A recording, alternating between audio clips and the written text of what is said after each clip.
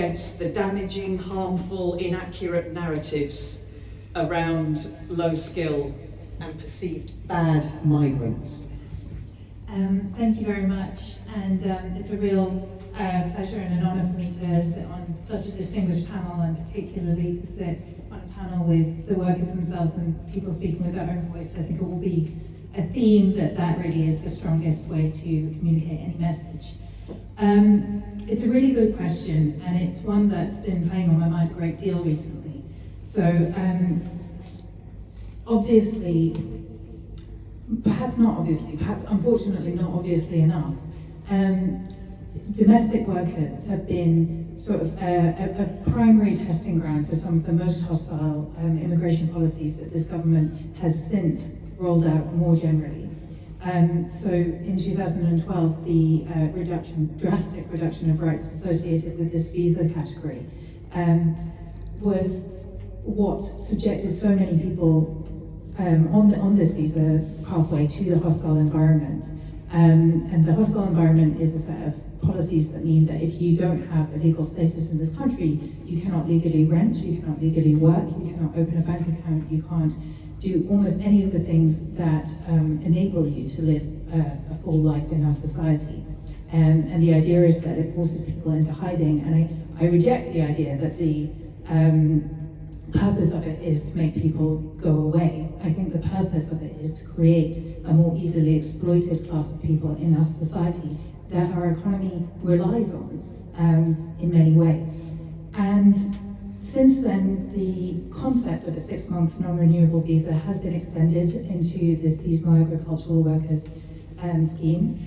And I think crucially what we're seeing is that right now the government is pursuing an agenda that aims to make all asylum seekers into undocumented migrants as well.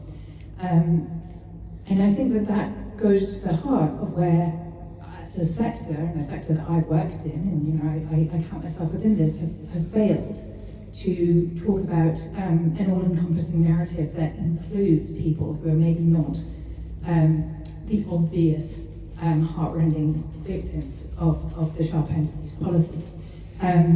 Our sector, and I think this is a question for how it's funded and how it's set up as a whole, there are brilliant organisations like Kalayan, Voice of Domestic Workers, and other organisations that work on immigration issues, but they're very small, and they receive very little funding and very little attention. And all the big organisations that have clout, that have staff, full stop, that have funding, work only on refugee issues. And for such a long time, because they weren't interested in talking about undocumented migrants, people on overseas domestic worker visas and so on, that cruelty and that hostile system has been allowed to creep and creep and creep. And now it's going to apply to refugees too. And I think it's very clear to me how we've managed to get here, because those policies were not challenged as wrong when they were applied to domestic workers. And they were not challenged as wrong when they were applied to people who had overstayed their visas for other reasons. Because the voice in the sector was not strong enough on those issues.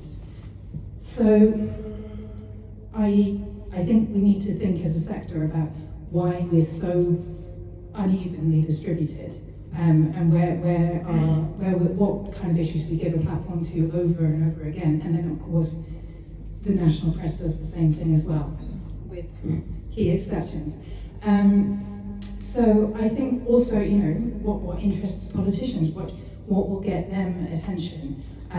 Belle will have a much better idea than me about, the understanding of the nuts and bolts of this issue in the Labour Party, but there is very little knowledge about this issue. But then again, to give a little bit of a more hopeful idea, there was no knowledge in the public conversation about the hostile environment for a little thing called the Windrush scandal. The Windrush scandal is a scandal that was already happening long before it was a scandal, and that continues to happen, unfortunately, to this day. But it became very important, and everybody knew about it, and while change has not been as adequate as it should have been, it did change a lot of things, and is a key part, the linchpin of people's understanding of the sector, of migration issues and migration rights. But that didn't just blow up because one story happened and one journalist wanted to pick it up one day. It the groundwork for that was laid already because there were organisations working on this issue and there were people ready to speak up. As soon as that moment happened that you can't predict, when it became a story that mattered.